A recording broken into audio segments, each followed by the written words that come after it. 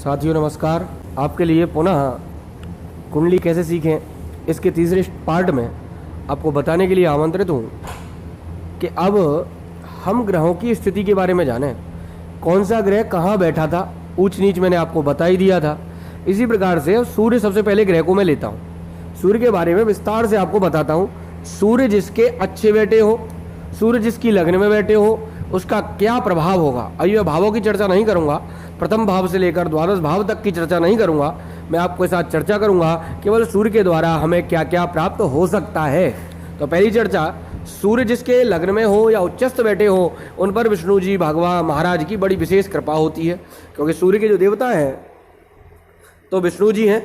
तो कहते हैं किसी इष्ट को भजने वाला होगा व्यक्ति तो सूर्य को भजने, विष्णु जी को भजने वाला होगा। उसका रंग कैसा होगा तो तांबे जैसा रंग होगा।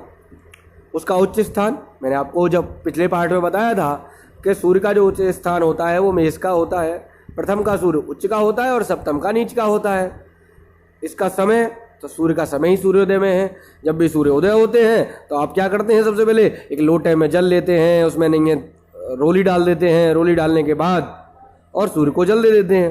तो सूर्योदय के एक कर्म है। और इससे बीमारी क्या होती है, हमें नेत्र का विकार होता है। सबसे पहली बीमारी, विस्तार से चर्चा हम आगे के पार्ट में करेंगे, नेत्र का विकार।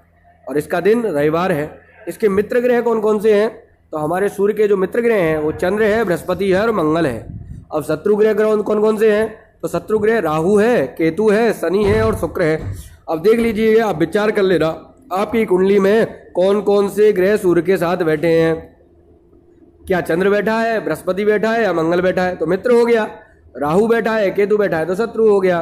तो ये ग्रहों का विस्तार हो गया। अब सम माने बुध, सूर्य के साथ बुध बैठते ही बैठते हैं। अगली बात आती है, सूर्य स्वयं कभी नीच का नहीं होता। पहली बात तो ये आपको ध्यान रखनी चाहिए कि सूर्य कभी भी नीच का नहीं होगा, अपितु नीचपन का प्रभाव साथी ग्रह पर डाल देता है। ये सूर्य का विशेष वो है कि कभी भी सूर्य अपना प्रभाव दूसरे पर डाल देता है और कभी खुद नीच का नहीं होता। क्यों नहीं होता, क्योंकि सूर्य अपने आप में एक राजा ग्रह है, एक राजा ग्रह है। अगला, सूर्य उच्च राशि वाला व्यक्ति, सूर्य का जो सूर्य उच्च वाला जो व्यक्ति है उसका कद कैसा होता है, लंबा होता है।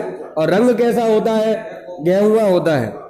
और उसकी जो आंखें हैं वो शेर की तरह होती हैं, परंतु डरावनी नहीं होती। ऐसा ना समझो कि शेर जैसी है और डरावनी हो जाए। शरीर हल्का होता है और हर प्रकार का कष्ट सहन करने की समर्थ होती है, परंतु क्रोधी होता है। ये बात आपको ध्यान रखना। सूर्य जिनकी लग्न में बैठा हो, सूर्य जिनकी लग्न में बैठा हो वो क्रोधी होते हैं और उनका चाल चलन बड़ा ठीक होता है।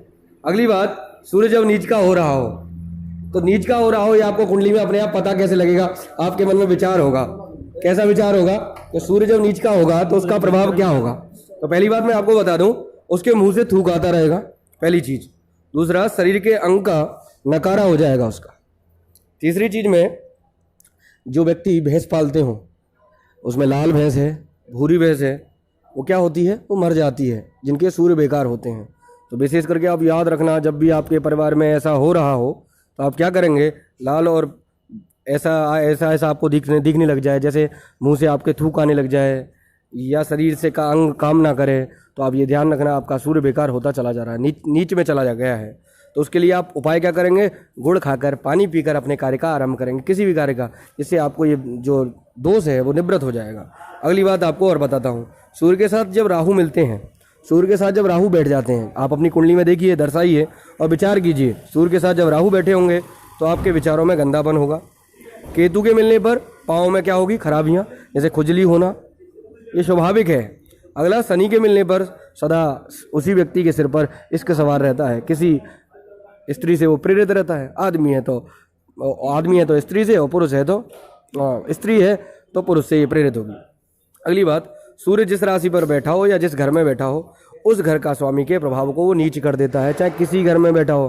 तो राजा अपने आप में जहाँ बैठा है वो उसका प्रभाव होने ही नहीं देगा।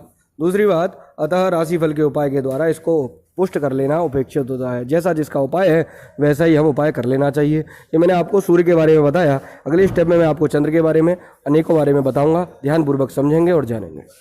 धन्यवाद।